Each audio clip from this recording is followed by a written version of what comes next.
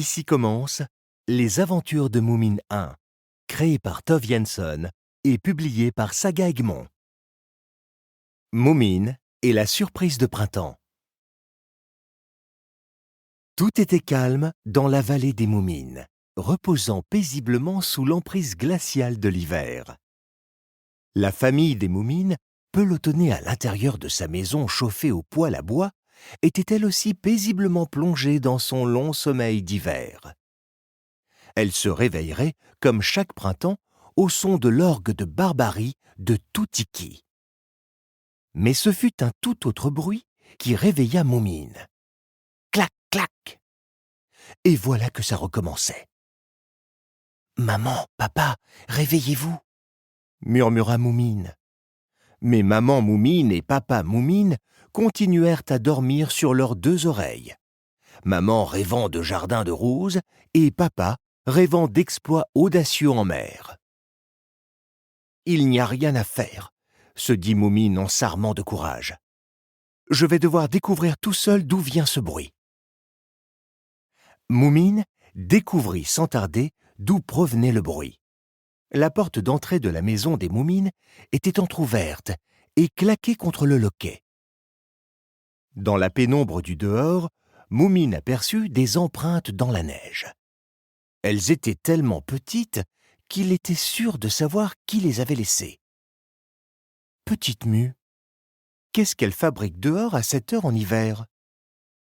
Il n'y avait qu'un moyen de le découvrir. Les traces de pas le conduisirent vers la forêt. Mais ce n'était pas la forêt que Moomin connaissait. Ce monde glacé était étrange et menaçant. Et si le printemps n'arrivait pas? S'inquiéta Moomin. C'était au printemps que son meilleur ami Moumrik revenait dans la vallée des Moomines après ses voyages d'hiver. Moomin n'aimait pas du tout cette idée et se remit à chercher Petite Mue. Il la chercha sous les buissons où elle aimait jouer avec son ami l'araignée. Mais elle n'y était pas. Il la chercha le long de la rivière, près de l'étang où elle aimait pêcher au printemps. Mais elle n'y était pas. Quand il arriva à la plage, Moomin avait perdu la trace de Petite Mue.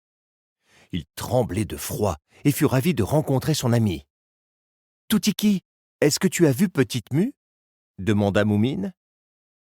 Tootiki secoua la tête et dit « Tu as l'air d'avoir besoin d'une bonne boisson chaude. » Dans la maison douillette de Tootiki, Moomin sirota un chocolat chaud et exprima sa crainte que le printemps n'arrive pas.